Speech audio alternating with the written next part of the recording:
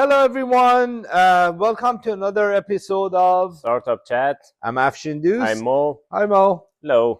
So, Mo, last time we talked about finding a co-founder Yes. and finding team members, the original team members, to join in for a startup. Those core team, yeah. And then we said we'd be talking about negotiations. Mhm. And there was another subject we said we'd talk about after negotiations. Sales. Sales. Yes. Very true. So today, do you want to talk about negotiations or sales? Negotiation, and I'm going to just learn. Listen Okay. to you and learn, because I know you are a professional negotiator. Oh my goodness. You have lots of experience. I have read books, Okay. but I don't negotiate ever.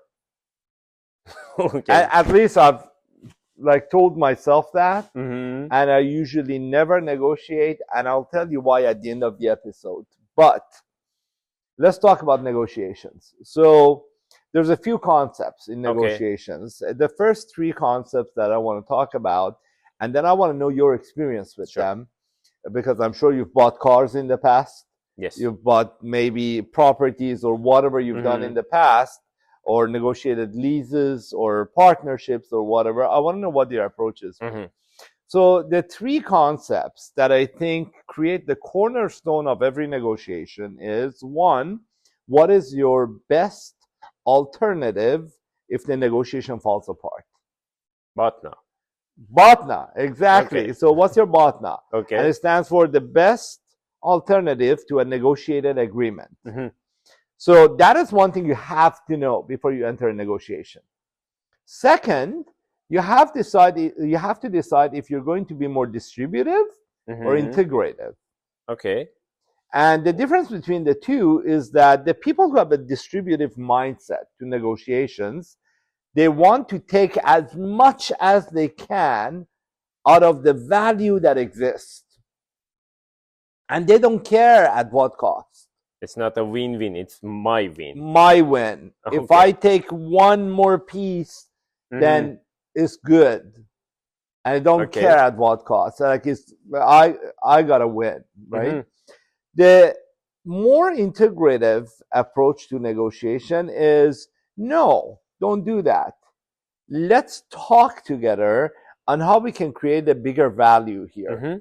And so there's more for us to share. Yes. And then we'll each take something out of it. So some people say, even if you have an integrative approach to negotiation, at a certain point, the distributive approach has to happen, but it will happen a little bit softer because there's more value to be divided than you had originally anticipated. Yes. Right? But some people say, no, being integrative is better. Now, distributive negotiations usually happen when the relationship doesn't matter. The stronger the relationship between the two parties, the more they would have to live together and work together or do things together in the future, the more integrative they would want to be, because distributive negotiations don't build relationships, they ruin them. Integrative ones can build relationships. So I have a question for you. The last time you purchased something where you had to negotiate on the price or the conditions or any other thing to do with it, how did you approach it? So I first assess my situation financially, and I don't know, the need that I have for that purchase. For example, if I'm going to rent a place, you're negotiating for price. So you're looking for location and the budget you have to pay rent, and the access, everything you have in your mind. And then you go find a couple of locations, start to negotiate with each of them. The first part, I know what I'm going to do, but for me, the next is which I connect more.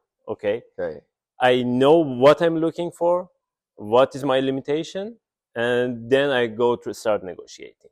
But I am biased because sometimes I decide with my heart, not with my mind. I set my mind before, this is where we can go. and the rest is my heart. Okay, if it goes with something, I go with it. Okay.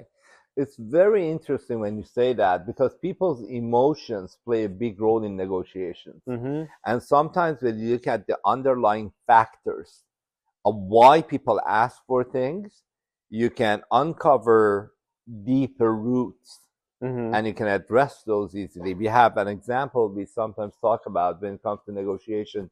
Say two people are sitting in a room, one of them wants to have the window closed, the other one wants to have it open, and they're arguing about it. Somebody walks over and says, maybe we can solve your problem.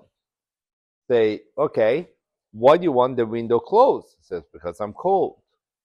Why do you want it open? Because I want fresh air. Mm-hmm. So, okay, the fresh air goes this way. Move your spots. You go sit over there. You won't get the breeze, and you will get your fresh air.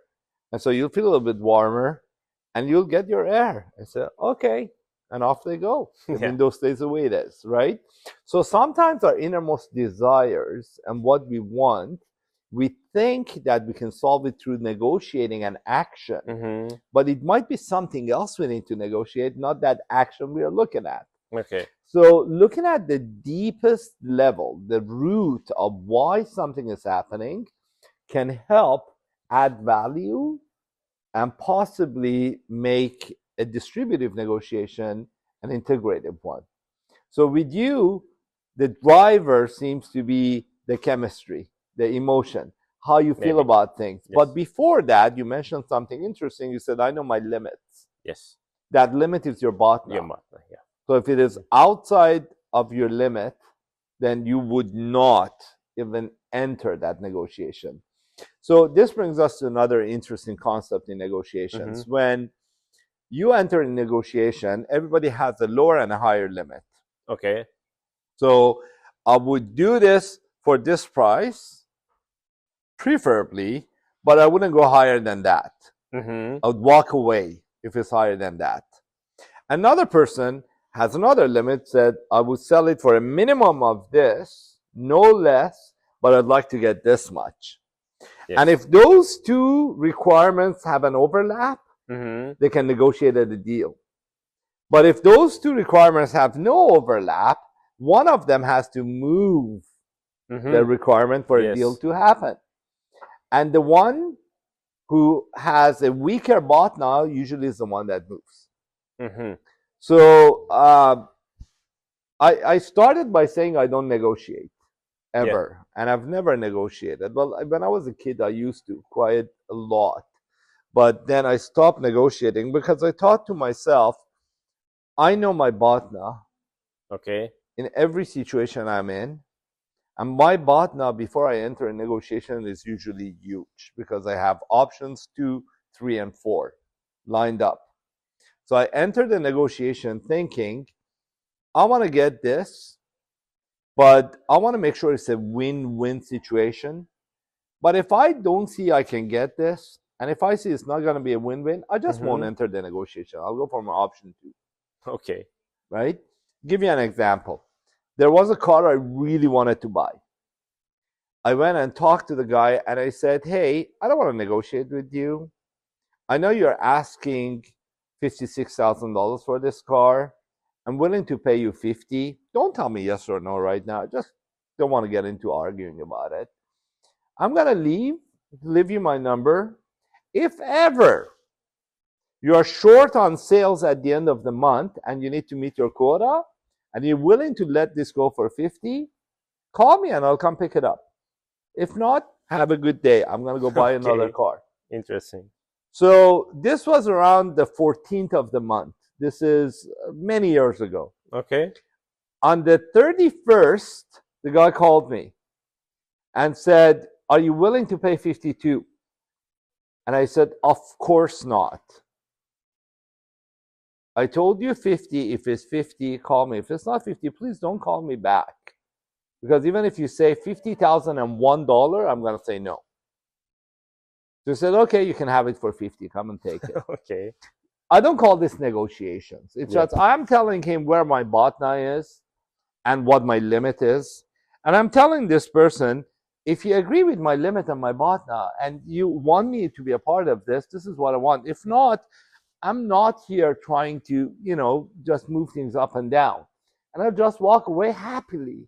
Mm-hmm. Because what I told him is, if you can sell this for $500 more, please do. Right? Don't call me. But if you can't, and if you choose to call me, maybe I'm paying extra for it. I don't know. Maybe it's actually worth 48. To me, it's worth 50,000. Right? So that's the way I approach situations.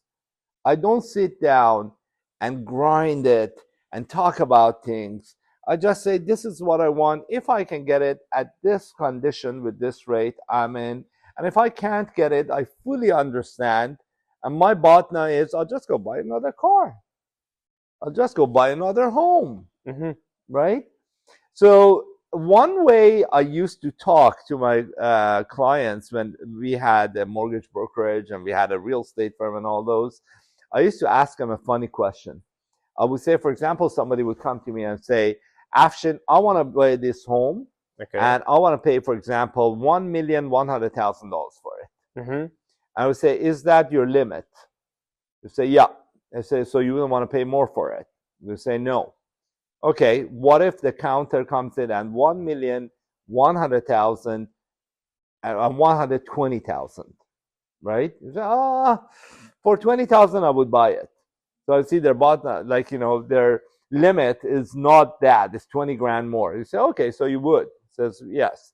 So how about 1,127,000 for seven? No, I wouldn't. You wouldn't? For 7,000, you're gonna let this home go? You're right. I think I'll pay that. And then so you would get how people in their own minds, they think there's a limit, but sometimes they're willing to go a little bit more just to get it. But the interesting point here is in how big of an increment are you moving the negotiations, right? For example, somebody who says, I'm willing to pay 1.1 million, and you say, okay, how about 1.7? And they say, how about 1.3? Then they're moving into $100,000 or $200,000 increments. But if somebody says, no, 1.7 is way out of my reach, I'm willing to give you another 10,000 more, right? Yes. Then they're going to be moving in smaller increments. And so that is actually one way to negotiate, because you show the other side that you're set on where you're standing. You're not going to move from it. And there's a lot of things, a lot of elements we can talk about. Something like, what is the environment like? Who are the other players? Are there any influencers who are going to play a part in the negotiations? Is there an overlap in your requirements? And there's a lot that we can talk about this, but maybe we should also talk in the context of negotiations and startups.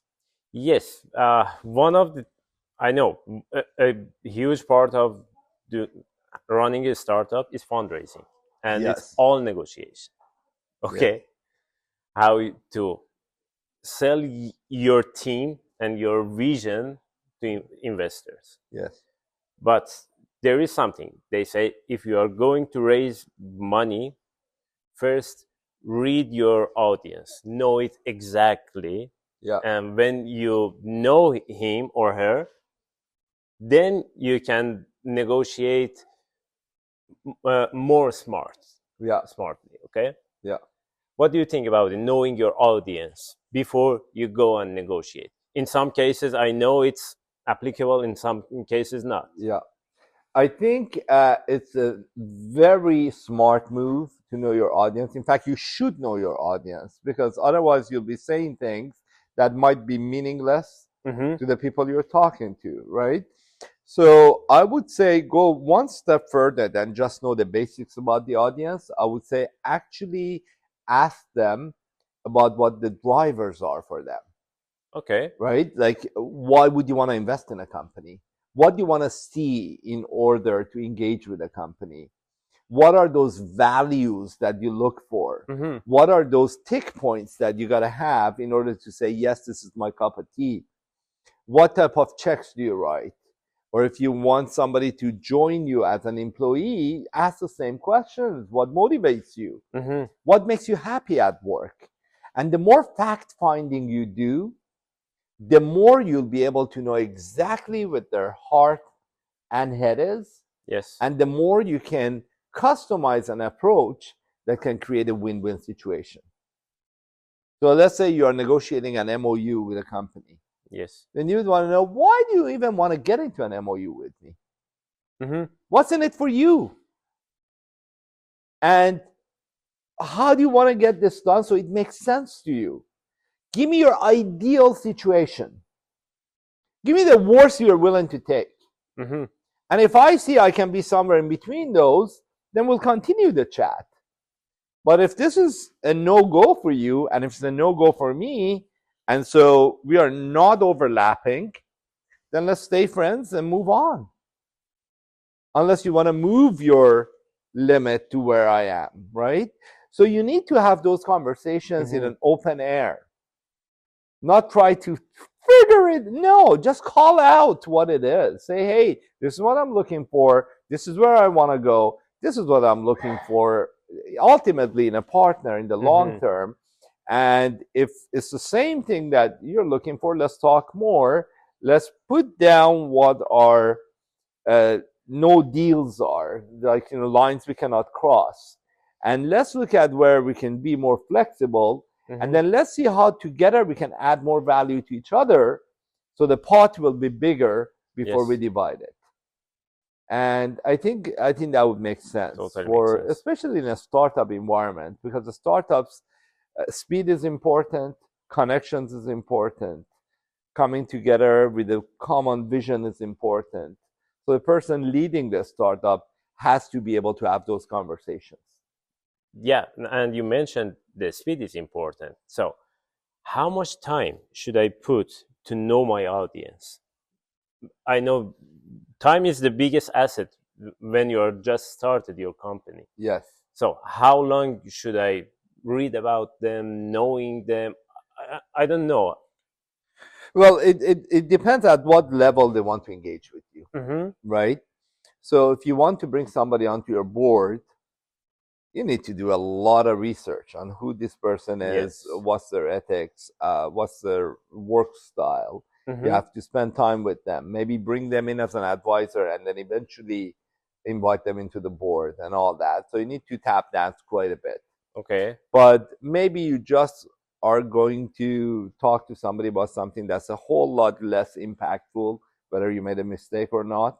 Of course, with those, you don't want to overanalyze it. You just want to make sure you have those basic tick marks before you move on. I think we started talking about the negotiation, but it kind of went into a bit of a tangent. But it's always good when the conversation flows in its own direction, right? We got to keep it in line, but sometimes it just goes where it wants to go. So anyways, next time we're going to talk about sales and how to put together a sales maybe collateral, and how you train a salesperson. Where do you draw the line on performance? What's a sales cycle? How do you find out what a sales cycle is, and stuff like that. Perfect. So until next time, thank you so much for watching, listening to us, and we look forward to getting your comments. Do like and follow if you wish, and have a great day. See you.